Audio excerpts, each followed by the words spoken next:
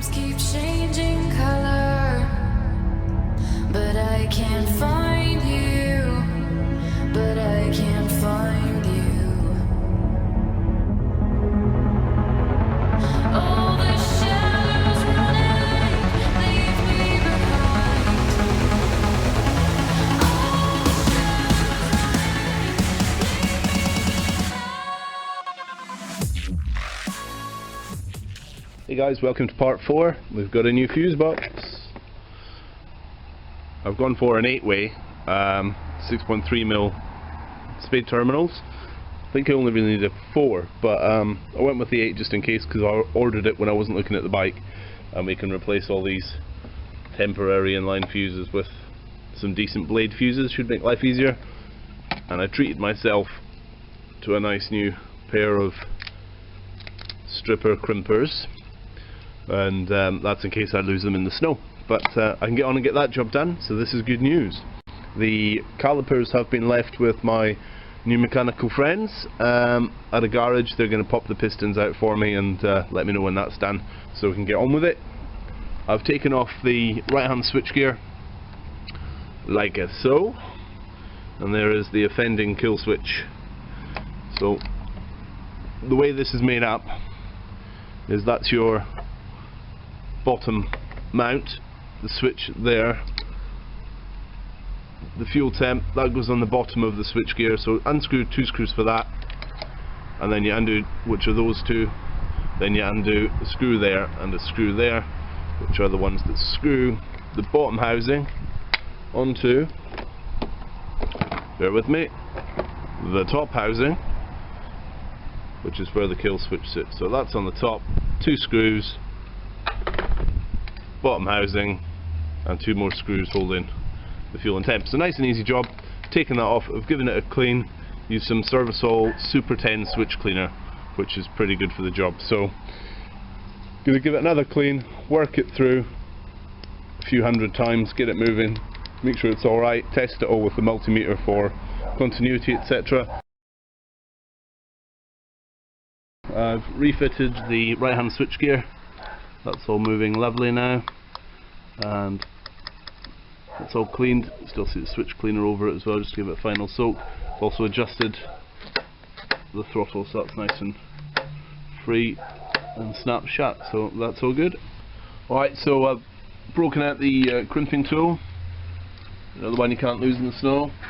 I went to Halfords because it's the only place I could get some close by, and got myself some crimping clips, crimp-on connectors, and they're on. Just re-terminated all those with crimp-ons. I'll leave that one because it's in good condition, but otherwise they're all like this, and we're going to mount and connect them up to the appropriate fusing on here, get the battery in, see if it works. Okay, fuse box in place. It's not secured down, it's just a test now. We'll put the battery in, see if we've got power, but they're all terminated. This one here I had to extend a little bit longer because it's a bit short off the loom. I only really needed 4, so I might just chop this down because it's just 2 joined together. Alright, battery in, it's got a little bit of charge. I haven't turned the key yet, so let's see what happened. I don't think anything's blown while it's being reconnected, so there we have, good strong neutral light. Fantastic. This is good news. We've got a horn. Also good news. What else do we have? Where are the controls on this thing? Hey. Oh, battery's still low. What else do we have?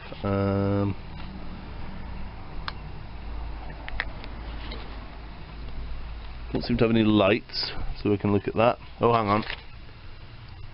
There we go. Dash lights are on. Happy days.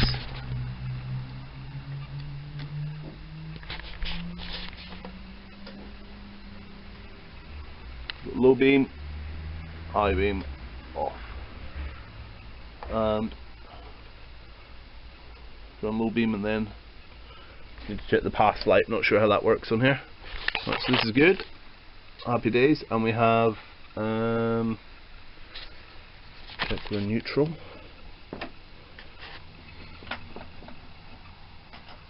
Yep.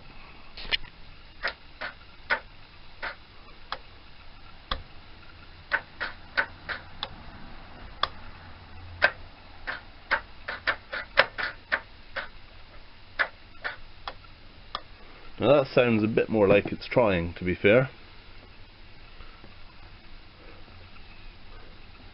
But something's not happy. So I've just put the old ignition relay back on, just to see. And the old one was getting very, very hot, but it's obviously not doing too much.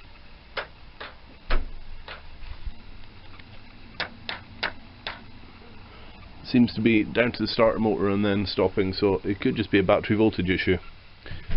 So we need to get some extra volts pumping through this bad boy via some jump leads, and then see how far we get. If it turns over, then I'll check for spark, and then we'll get some petroleum in the process and make that bitch bang. Alright, so we've connected up some overly heavy duty jump leads. Hopefully that's getting a decent ground there. Getting 12.53 volts from the car. Engine's not running on the car. And neutral's drawing some power.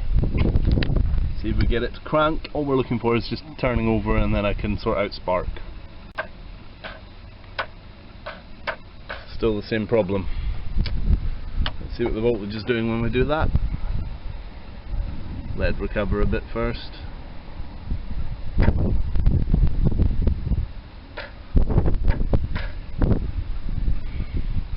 So, you can hear the starter relay trying.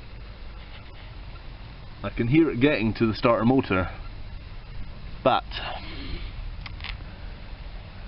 that bitch ain't doing anything, so I wonder if it's the starter motor next. Let's get a hammer. I've gone against the rule book and I've started the engine just to see the engine on the car, that is, because I'm still thinking it might be a voltage issue, but as you can see we're getting voltage across. So let's go again.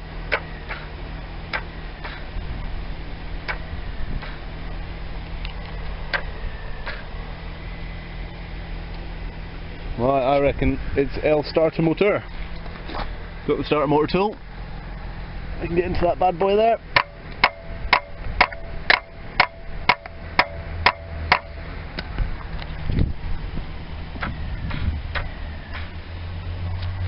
I shall keep trying off camera because my battery's dying.